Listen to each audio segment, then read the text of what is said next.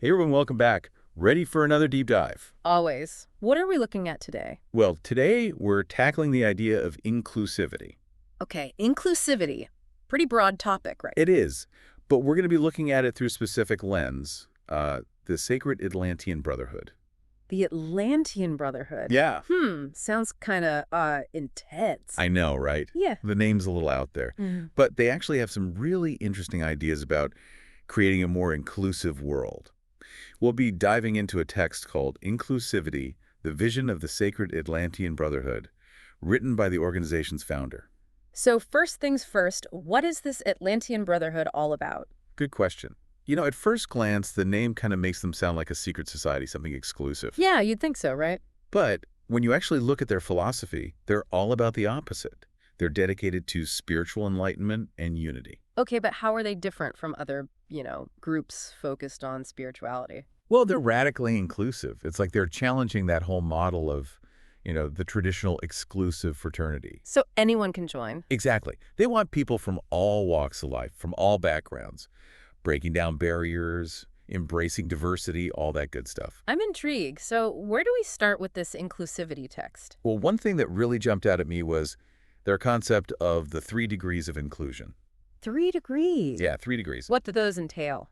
Okay, so the first 3 degrees are open to absolutely anyone. Huh.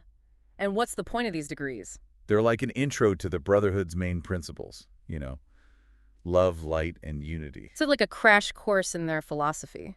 Yeah, you could say that. They Yeah. actually call it a simulation of a compassionate and supportive way of life. Simulation. That's interesting. What do they mean by that? It's like they're providing a safe space where people can, experience these principles in action. Ah, I see. So it's not just theoretical, it's practical too. Right. Like they don't just talk about love, they actually put it into practice in their interactions. Active listening, empathy, helping each other grow. So it's about building real connections, going beyond just, superficial differences. Exactly.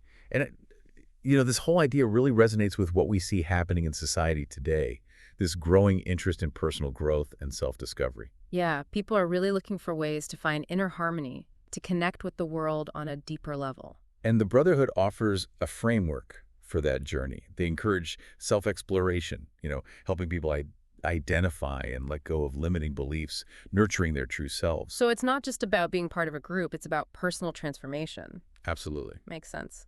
And you mentioned degrees. There's more than just the first three, right? Right. The journey actually continues through a progression of degrees.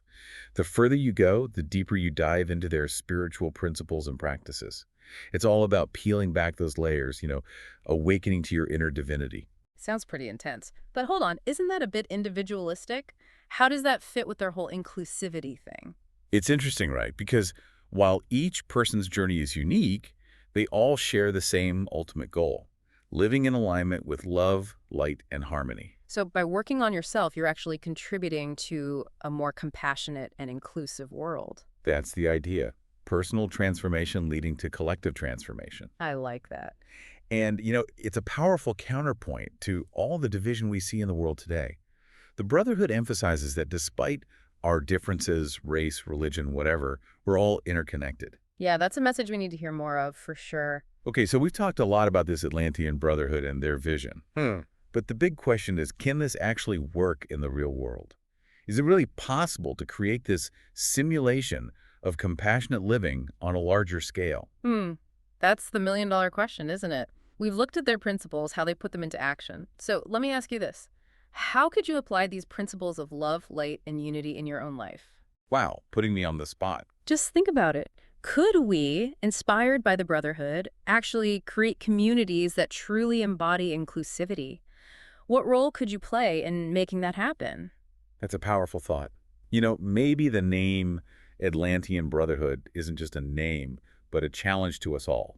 A challenge to build a world that reflects those ideals of inclusivity and unity. And maybe, just maybe, there's more to the Atlantean part than meets the eye. Think about Atlantis, the lost city.